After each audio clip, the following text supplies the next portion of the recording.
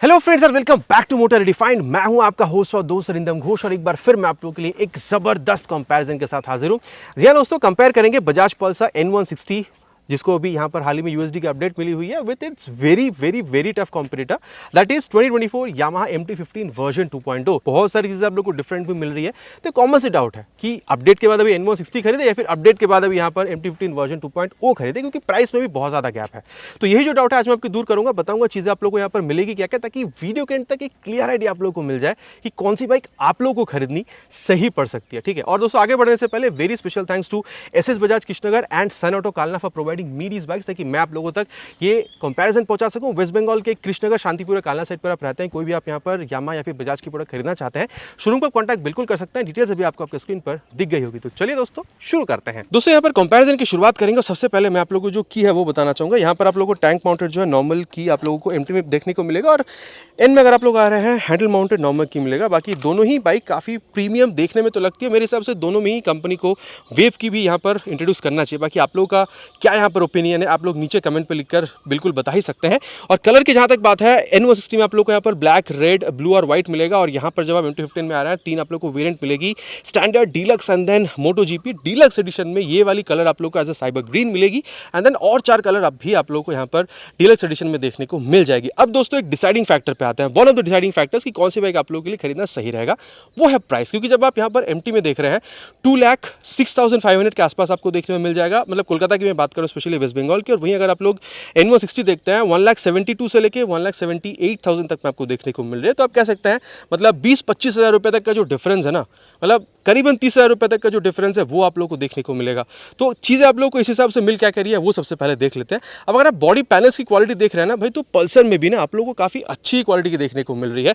बाकी यहाँ MT-15 version 2.0 में यहाँ पर मतलब MT की भी जो फाइबर क्वालिटी है कंपनी ने इसको बिल्कुल इंप्रूव किया, लेकिन हाँ MT में थोड़ी सी और ज़्यादा इंप्रूवमेंट हो सकती थी, लेकिन ठीक ठाक है। ऐसा नहीं है कि भाई एन के मुकाबले यहाँ पर चीज़ें आपको खराब मिल रही है। लेकिन अब अगर आप लोग देख रहे हैं तो फ्रंट में जैसे आप लोग यहाँ पर की को यहाँ पर ऑन करते हैं तो यहाँ पर ये जो DRL ये आप लोग को जलता हुआ दिखेगा। बाकी कंपनी ने अभी यहाँ पर ये जो हैज़ार्ड लैंप इसको भी यहाँ पर इंट्रोड्यूस कर दिया है। साथ ही यहाँ पर प्रोजेक्टर हेडलैम्प भी आप लोग को मिलेगा। और जैसे आप लोग यहाँ पर इसकी ये जो इग्निशन है, जैसे आप लोग यहाँ पर इसको ऑन करेंगे, ठीक है, आप देख रहे हैं इसको, ये आप जला भी सकते हैं। और यहाँ पर high beam low beam pass out के लिए ये जो इंटीग्रेटेड स्विच है आप लोग को मिल जाएगा। ये हाई बीम में देखिए कितनी धूप है, इसके बाद भी हाई बीम इतनी तगड़ी आप लोग को दिखाई दे रही है, low beam and then pass light. ठीक है, तो ये कुछ इस तरीके से आप लोग को यहाँ पर मिल रहा है। और अगर आप लोग यहाँ पर आ रहे हैं दोस्तों तो चीज़ें आप लोग को वही मिल रही है। ठीक है, कुछ मतलब सिमिलर टाइप की यहाँ पर जो DRL ये आप लोग को मिलेगा, लेकिन ये जब आप इसको की को ऑन कर रहे हैं तो आप लोग को जलती भी नहीं दिखेगी जब तक आप लोग यहाँ पर इसकी इग्निशन को ऑन नहीं करते हैं। जब आप यहाँ पर इसकी इग्निशन को ऑन करेंगे तो आप लोग को जलता हुआ दिखेगा। और यहाँ पर ये जो प्रोजेक्टर है ये भी आप लोगों को चीज़ मिल रही है। बाकी हाँ, इसको आप ऑफ कर सकते हैं। अगर आप लोग यहाँ पर इस की को देख रहे हैं तो इसकी के सहारे आप इसको ऑफ भी कर सकते हैं। और यहाँ पर भी आप लोगों को high beam low beam pass out के लिए जो इंटीग्रेटेड स्विच है वो मिल रहा है। ये लो बीम है, ये हाई बीम है, एंड देन पास आउट के लिए कुछ इस तरीके से जो की है वो आप लोगों को मिल जाएगी। ठीक है, और यहाँ पर दोस्तों आप लोग को हैज़ार्ड तो नहीं मिलेगी, लेकिन कुछ स्टाइलिश यहाँ पर जो LED ब्लिंकर है ये आप लोगों को यहाँ पर देखने में मिल जाएगी। बाकी नंबर प्लेट लगाने की जगह आप लोग देख सकते हैं दोनों में ही आप लोग को अलग अलग जगह पे मिल रही है। यहाँ पर ये हेडलैम्प के ऊपर है, ये हेडलैम्प के नीचे आप लोग को मिलेगी। दोनों में ही आप लोग को फाइबर की जो मडगार्ड है वो मिलेगी। 100/80 सेक्शन की जो टायर है ये भी आप लोग को दोनों में ही मिलेगा, लेकिन 17 इंचेस की जो एलॉय व्हील है उसमें शेप में डिफरेंस आपको मिलेगा। बाकी आप लोग को सही कौन सा लग रहा है आप लोग नीचे बिल्कुल कमेंट में लिखकर बता सकते हैं।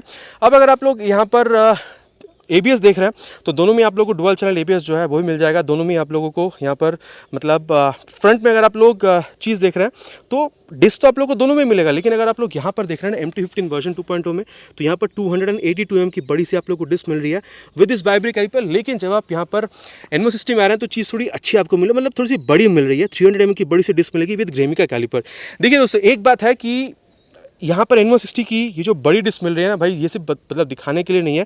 ओवरऑल अगर आप लोग इसको देखेंगे तो भाई परफॉर्मेंस भी काफ़ी बढ़िया निकाल कर देती है। लेकिन हाँ, अगर आप लोग सस्पेंशन देखते हैं तो यहाँ पर भी आप मतलब आप लोगों को मतलब USD मिल रहा है दोनों में ही। लेकिन अगर आप लोग ये गोल्डन कलर कंपेयर कर रहे हैं ना तो यहाँ पर थोड़ी सी ज़्यादा गोल्डन आपको फील होगी। ये शैम्पेन गोल्ड कलर है, आप लोग नॉर्मल गोल्ड एनोडाइज कह सकते हैं। बाकी ये थोड़ा सा ज़्यादा आप लोग को अपीलिंग फील हो सकता है। यहाँ पर ये करीबन 37 mm की है, यहाँ पर ये करीबन आप लोग को 35 mm की मिलेगी। बाकी यहाँ पर आप लोगों को रिफ्लेक्टर नहीं मिल रही है जो कि आप लोग को वहाँ पर देखने में मिल रही है। बाकी देखिए चलाते वक्त आप लोगों को क्या डिफरेंस महसूस हो सकती है, उसके लिए एक राइड कंपैरिजन की वीडियो चैनल पर आप लोग को बहुत जल्द देखने को मिल जाएगी। आज सिर्फ यहाँ पर स्पेसिफिकेशन के हिसाब से बाइक को यहाँ पर कंपेयर करेंगे। अब इंजन जो है ये एक बहुत बड़ी चीज़ है भाई। यहाँ पर आपको 155 CC SOSC 4 valve liquid cool fuel injected engine आप लोग को मिलेगी 18.4 PS मैक्स पावर के साथ और 14.1 न्यूटन मीटर मैक्स टॉर्क के साथ। बाकी सिपर असिस्ट क्लच आप लोग को मिलेगा, VVA टेक्नोलॉजी आप लोग को मिल जाएगी। बाकी अगर आप लोग ये इंजन काउल वगैरह देख रहे हैं तो ये फाइबर की काफ़ी तगड़ी आप लोग को मिलती है। बाकी यहाँ पर अगर आप लोग देख रहे हैं दोस्तों, यहाँ पर लिक्विड कूल, यहाँ पर ऑयल कूलिंग आप लोग को मिलेगी 164.82 CC SOHC 2 valve air cool fuel injected engine. जी हाँ दोस्तों, पहले यहाँ पर ऑयल कूलिंग थे लेकिन अभी कंपनी ने यहाँ पर एयर कूलिंग डाल दिया, मतलब ऑयल कूलिंग कंपनी ने हटा दिया है। पावर फिगर्स में भी अंतर है, यहाँ पर 16 PS की पावर मिलेगी, यहाँ पर 18.4 मिल रही थी, तो 2.5 PS वहाँ पर आपको ज़्यादा मिल रही थी। और टॉर्क अगर आप लोग देख रहे हैं यहाँ पर आप लोगों को 14.1 मिल रहा है, लेकिन यहाँ पर थोड़ी ज़्यादा है 14.65 न्यूटन मीटर यहाँ पर N160 में आपको मिलेगा। बाकी सुपर एसिस्ट क्लच या फिर VVA टेक्नोलॉजी जैसे कोई चीज़ आप लोगों को यहाँ पर देखने में नहीं मिलती है। बाकी देखिए दोस्तों, मतलब ये आप लोगों से 30-35 हज़ार रुपये ज़्यादा यहाँ पर, मतलब 20-25 हज़ार रुपये ज़्यादा यहाँ पर चार्ज कर रही है, करीबन 30 हज़ार रुपये। लेकिन यहीं पर चीज़ समझ में आता है ना कि भाई यहाँ पर चीज़ें थोड़ी सी कम आपको मिलेगी, लेकिन अच्छी यहाँ पर भी उतनी ही है। और यहाँ पर भी अगर आप लोग देख रहे हैं तो इंजन काउल आपको काफ़ी तगड़ी ही मिल रही है। और अगर आप लोग ये मतलब फुट पेक्स वगैरह की क्वालिटी या फिर गियर लीवर वगैरह की क्वालिटी देख रहे हैं, मतलब ब्रेक लीवर की, तो अच्छी मिल रही है। एक जो एग्जॉस्ट साउंड है दोस्तों, ये आप लोग एक बार इसकी कंपैरिजन सुन लीजिए। सबसे पहले स्टार्ट करते हैं विथ यामाहा MT-15 वर्जन 2.0।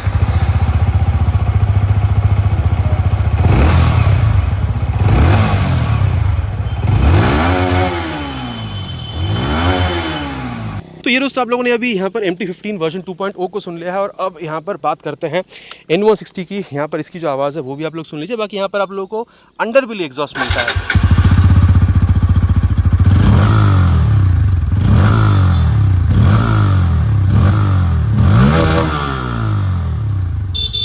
तो ये दोस्तों आप लोगों ने दोनों की जो आवाज़ है वो सुन लिया। बाकी आप लोगों को कौन सा बेहतरीन लगा प्लीज़ नीचे कमेंट में लिखकर बताइएगा। और रेयर सेक्शन को आप देख लेते हैं। देखिए सबसे पहला बात तो ये है कि जब आप देख रहे हैं तो दोनों के पास यहाँ पर जो टायर अगर है वो आप लोग को मिल जाएगा 140/70 सेक्शन की टायर आपको मिल रही है with 17 inches of alloy wheel जो कि रेडियल है। लेकिन जब आप यहाँ पर N160 में आ रहे हैं तो ये 130/70 सेक्शन की टायर है, तो 10 mm कम है। बाकी यहाँ पर भी आप लोग को 17 इंच की एलॉय व्हील मिल रही है। यहाँ पर आपको 230 mm की जो डिस्क ब्रेक है with RLP sensor and dual channel ABS, मतलब ABS के साथ आप लोगों को मिल रहा है। लेकिन यहाँ पर जब आप देख रहे हैं, बाकी देखिए ट्रैक्शन कंट्रोल वहां पर आपको नहीं मिलेगी जो आपको यहाँ पर मिलेगा, लेकिन RLP यहाँ पर आपको नहीं मिल रही जो आपको वहां पर मिलेगी। बाकी वहां पर 230 की थी, यहाँ पर आपको 220 mm की मिलेगी।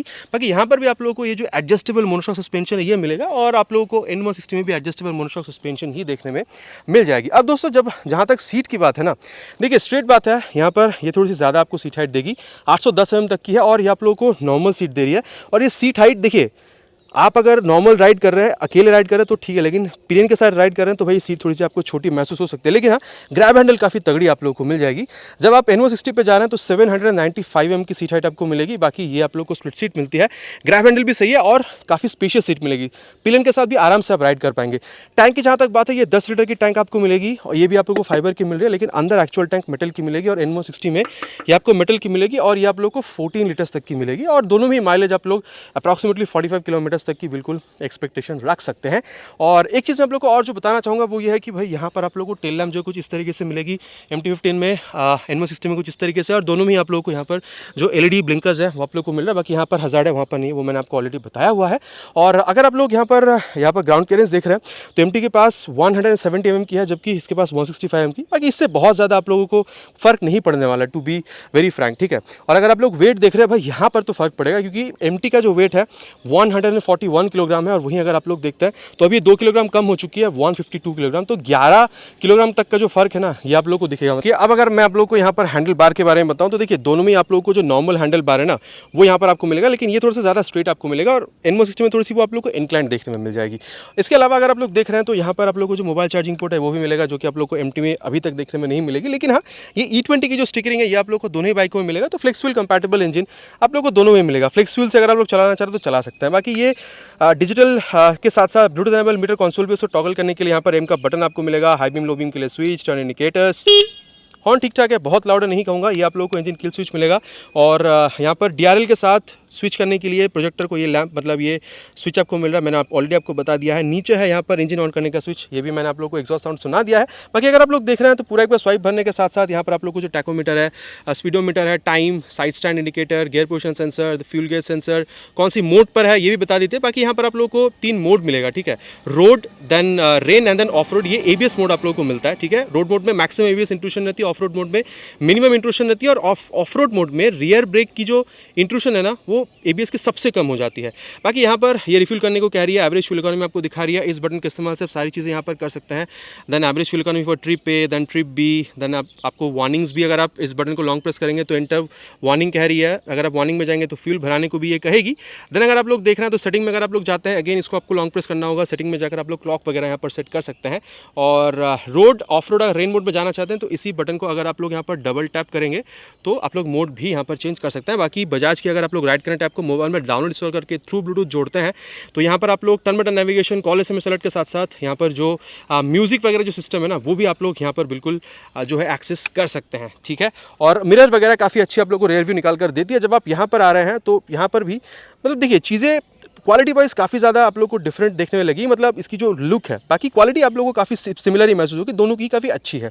इसको एक बार जो हम लोग यहाँ पर ऑन कर लेते हैं, हाई बीम लो बीम पास लाइट के लिए स्विच यहाँ पर भी आपको इंटीग्रेटेड मिलेगा। ये हॉर्न के लिए आप लोग को अलग से मिल रही है और ये टर्न सिग्नल है, ठीक है। हॉर्न यहाँ पर थोड़ी सी लाउडर आपको महसूस होगी। राइट साइड में जब आप आ रहे हैं तो यहाँ पर आप लोग को इंजन की स्विच और स्टार्ट स्विच एक साथ मिल रहा है। हैजार्ड के लिए अलग से आप लोग को यहाँ पर जो स्विच है ये मिल रहा है। ये चीज़ आप लोग को अभी तक N160 में नहीं मिली है।